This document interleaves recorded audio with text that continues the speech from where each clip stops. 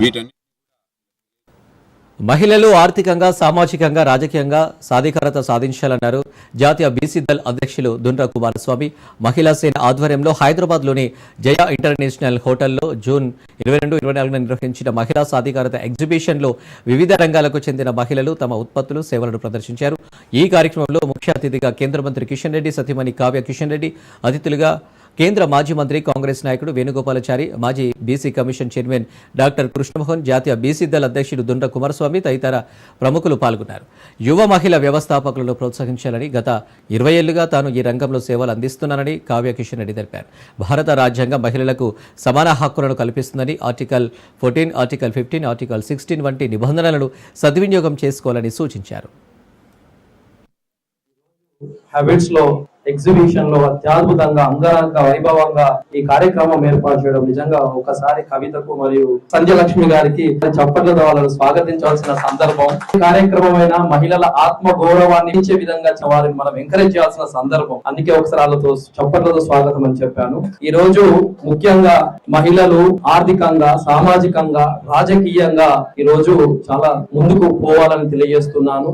ఎందుకంటే ఎప్పుడైతే వాళ్ళు అభివృద్ధి చెందుతుందో అప్పుడే దేశం అభివృద్ధి చెందుతుంది, రాష్ట్రం అభివృద్ధి చెందుతుంది. వాళ్ళు దేశంలో భాగస్వామ్యం, దేశంలో సగభాగం, రాష్ట్రంలో సగభాగం మనందరికి తెలిసి అయినప్పటికీ కొంత అక్కడక్కడ వివక్ష గురవుతున్న పరిస్థితి కూడా మనందరికి. ఒకసారి మహిళల చారిత్రకత నేపథ్యం చూసుకున్నట్లయితే మన పురాతన భారతదేశంలోనే పతాంజలి, కాన్యంతరి లాంటి వాళ్ళు పురుషులకు సమానంగా ఆ గౌరవం పొందిన మహిళలు వాళ్ళు నేటికి మనకు ఆదర్శం. సరే, వేదకాలం తర్వాత కొన్ని ఆచారాలు, కొన్ని పద్ధతులు, కొన్ని సాంప్రదాయాలు, సంస్కృతుల వల్ల మహిళలు కొంత మనందరికీ తెలిసిందే సతీ సగమనం పేరిట కావచ్చు, బాల్య వివాహాల పేరిట వివక్ష గురైన విషయం మనందరి. అయితే ఈ రోజు ముఖ్యంగా ఆనాడు మహిళలు వంటింటికే పరిమితమయ్యారు. ఆనాడు 4 గోడల మధ్యన పరిమితమైన మహిళలు నేడు ఆకాశానికి, గగనానికి.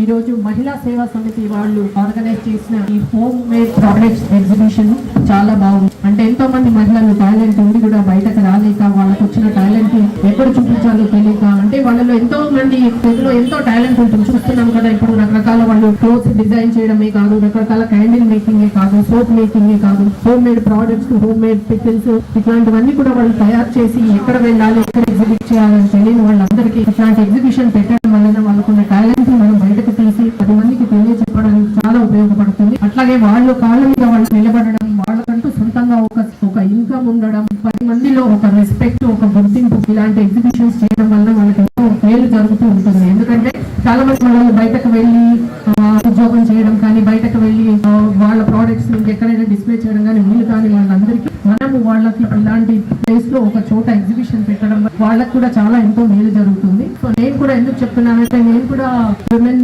ఎంపవర్మెంట్ ఫీల్డ్ లోనే ఉన్నాను. నేను కూడా సికింద్రాబాద్ పార్లమెంట్ కాన్స్టిట్యుయెన్సీలో 15 స్కిల్స్ డెవలప్మెంట్